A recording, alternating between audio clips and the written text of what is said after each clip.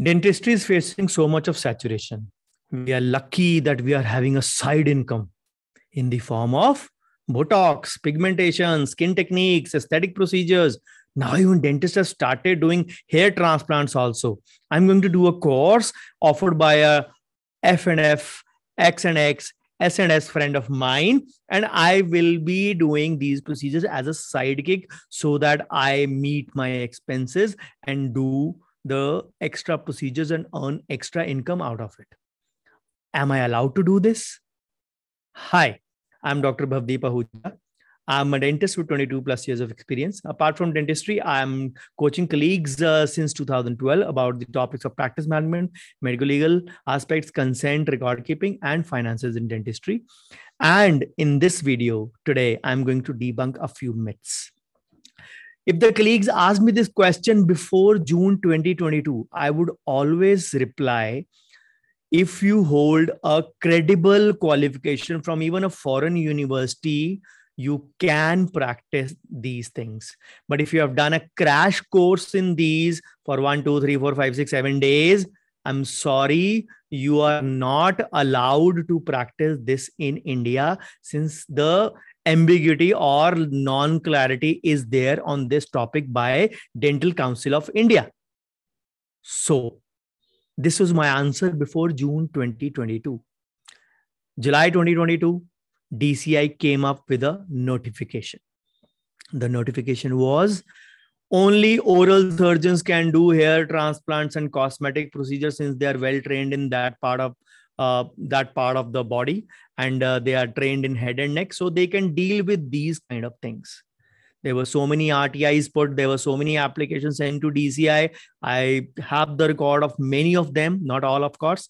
But to cover up that, to clarify that, the Dental Council of India came up with a notification on Monday, 6th December. Sorry, Tuesday, 6th December. And what does the notification say?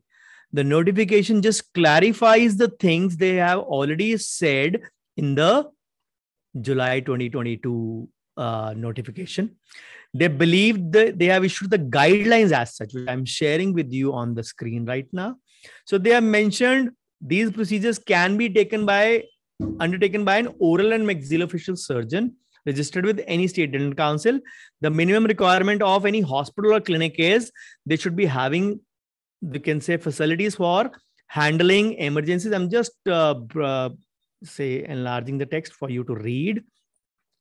Monitoring and handling emergencies, including use of emergency drug, Boyle's machine, intubation set, and ambu bag. And of course, a plan should be in place, and ideal to have a standby anesthetist. So they can be performed by oral and maxillofacial as per their adequate training for the curriculum. So regarding the hair transplant, they have been mentioned again. They should be, even the surgeons after a proper hair transplant training can do it. So that sets it very much clear legally from the Dental Council of India point of view. Any specialty other than oral surgeon, be it endo, be it whatever, cannot practice trichology or hair transplants or any skin related procedure like Botox, pigmentation, or whatever. And they have mentioned it very clearly.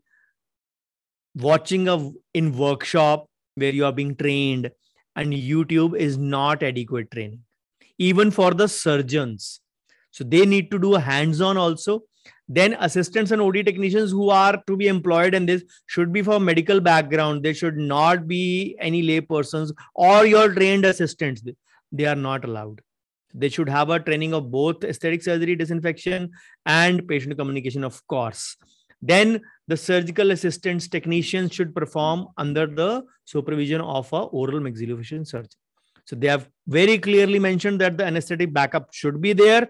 And of course, patient monitoring and adequate record keeping along with a recovery room for the patient.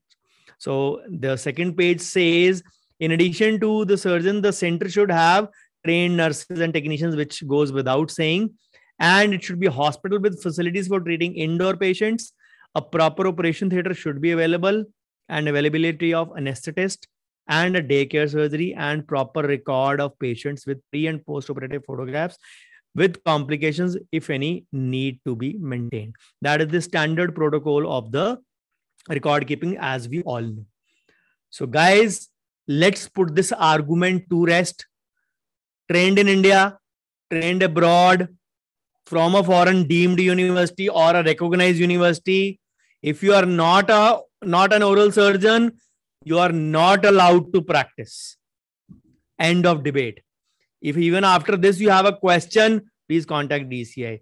This was a forward many of you must have received on the 6th or 7th of December, but I don't believe in forwards. I authentically checked this link from the Dental Council of India website, which had these things mentioned. So I've downloaded it. It's shared in my WhatsApp community also, which I'm doing it. So for all such questions, putting up your queries in random groups, I would advise you to join the place which is meant for this. The place which is meant for this is, let me share the screen so you have a better idea that what I'm talking about. So this is a community which I have been running. I started in August this year only, and we are close to 1,100 plus members. It goes by my name only, facebook.com/groups/Dr. Bhavdeep. We all are handicapped in the DMF index of dentistry, documentation, management, and financial skills. To overcome those loopholes, those gaps, I've created a community called as PhD, plugging the handicaps in dentistry. These are the few handicaps which we can say which disrupt our profession. So I'm making a little attempt to make colleagues align with that, and this is the platform for you to, you can say, come in contact with me.